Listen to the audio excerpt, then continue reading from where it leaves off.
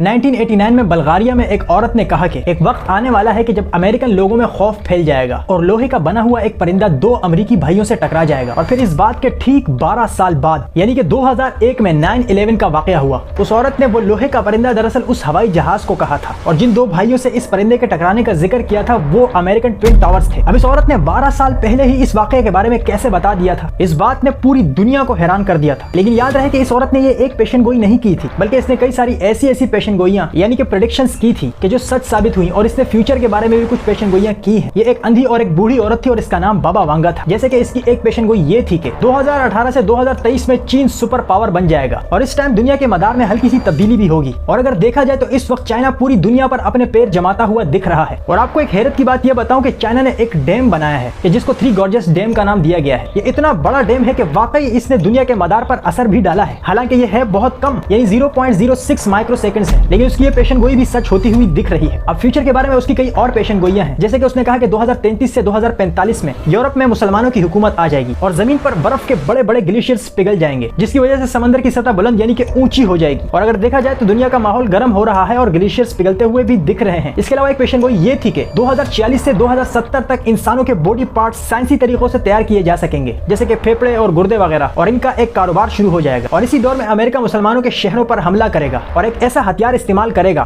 कि उसके गिरने के बाद उन इलाकों का टेम्परेचर बहुत ज्यादा गिर जाएगा यानी कि बहुत ज्यादा ठंडा हो जाएगा। इसके अलावा 2088 से 2167 में इंसान आर्टिफिशियल सूरज यानी कि मसनूई सूरज बना के खला में भेज देंगे और इंसान रोबोट की तरह हो जाएंगे। जानवर आधे इंसान बन जाएंगे और दुनिया में एक नया मजहब आएगा। याद रहे कि सूरज वाली बात वाकई सच होती हुई दिख रही है, क्योंकि चाइना आर्टिफिशियल सूरज बना रहा है और इसमें कई हद तक कामयाब भी हो चुका है। इसके अलावा एक प्रेडिक्शन ये थी कि 2170 से 2256 तक मरीख यानी कि मार्स पर इंसानों की एक बहुत बड़ी आबादी होगी और वो आबादी न्यूक्लियर पावर भी बन जाएगी और फिर वो दुनिया से आजादी का मुतालबा करेगी। और याद रखें कि मरीख यानी मार्स सियारे पर इंसानों को भेजने की तैयारियां अभी से जारी हैं। इसके अलावा एक प्रेडिक्शन ये भी थी कि 2262 से 2304 तक सूरज ठंडा होना शुरू हो जाएगा और इंसान इसको मसनूई तरीके से वापस गर्म करने की कोशिश करेंगे। बाबा वांगा ने ऐसी बहुत सारी पेशन गोइयां की थी और अब देखना यह है कि आगे आगे इसकी कौन सी पेशन गोइयां सच साबित होने वाली हैं। और ये औरत 11 अगस्त 1996 यानी कि 1996 में फौत हो चुकी है। याद रहे कि कुछ लोग इस औरत को खुफिया एजेंसियों का हिस्सा समझते रहे हैं।